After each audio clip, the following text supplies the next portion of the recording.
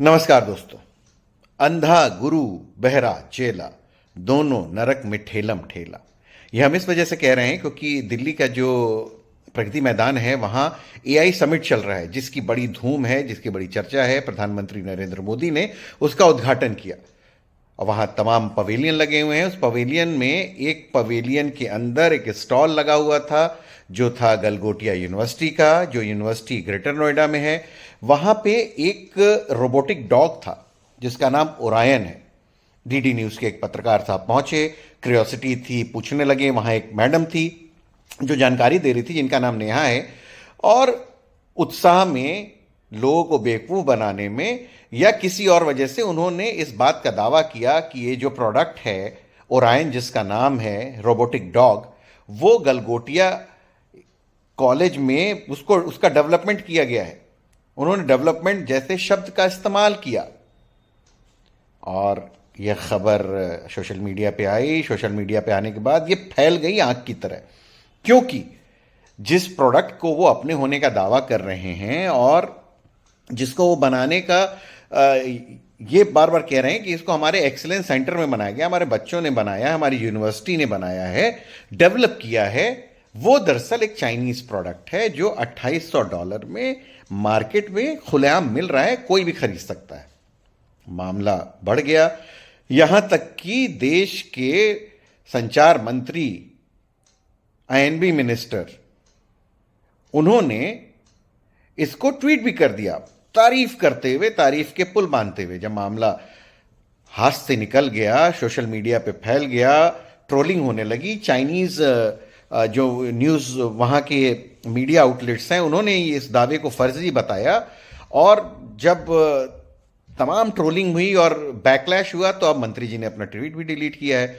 और बेशर्मी अब गलगोटिया यूनिवर्सिटी और उनके टीचर्स की ये है कि वो अपने दावे को अब डिफेंड कर रहे हैं। एक तो होता कि आप गलती मान लेते, कहते हैं हाँ हमारी ये जो मोहतरमा है जिनका नाम नेहा है, ये साइंस फैकल्टी नहीं है कम्युनिकेशन की, इनको शायद नहीं पता था और अनजाने में उन्होंने ये बात कर दी, हम माफ़ी मांगना चाहते हैं इसको। लेकिन नहीं साहब, वो अभी भी उसको जस्टिफिकेशन दिए जा रहे हैं कि हमने ये नहीं कहा था योर 6 माई 6 इज योर 9।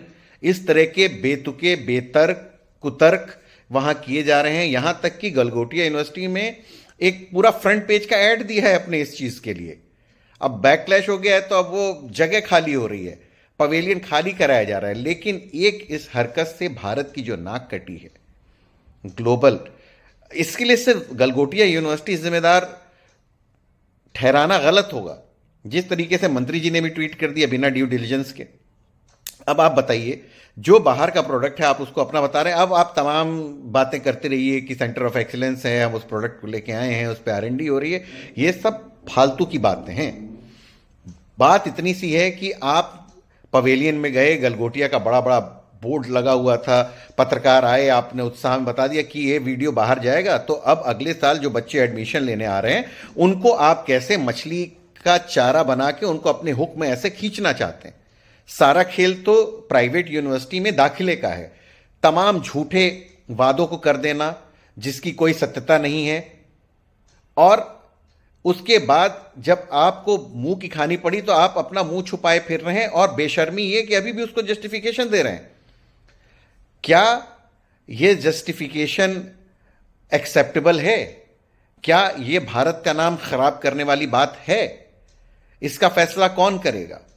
इतना बड़ा एआई समिट हो रहा है जिसका इतना डंका पीटा गया, और वो किस वजह से इस समय चर्चा का विषय बना हुआ है कि एक चाइनीज प्रोडक्ट को आप अपना बता रहे हैं।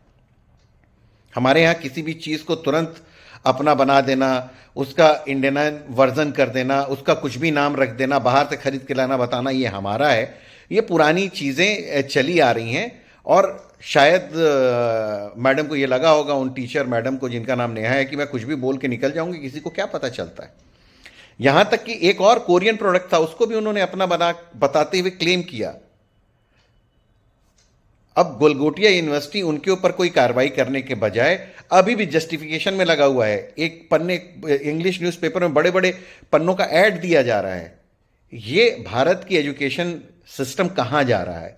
ये सोचने वाली बात है कि जहां सिर्फ नए स्टूडेंट्स को इस बात का लालच दिया जा रहा है, बाहर का प्रोडक्ट लाके कि देखिए हमारे यहाँ साहब कितना बड़ा एक्सीलेंस सेंटर है, हमारे यहाँ के बच्चे कितने बड़े साइंटिस्ट हैं, अगला जो है वो एआई क्रांति इसी देश में होगा। और ये सारी बातें सिर्फ कैसे ज्यादा से ज्यादा बच्चों को अपनी यूनिवर्सिटी में लाया जाए, उनसे मोटी फीस ऐंठी जाए और उसके बाद सिखाने के नाम पे, डेवलपमेंट के नाम पे एक चाइनीज प्रोडक्ट आपको हाथ में थमा दिया जाए, मीडिया का पोस्टर बॉय बना दिया जाए और आपकी जय जयकार हो। सोचिएगा जरूर।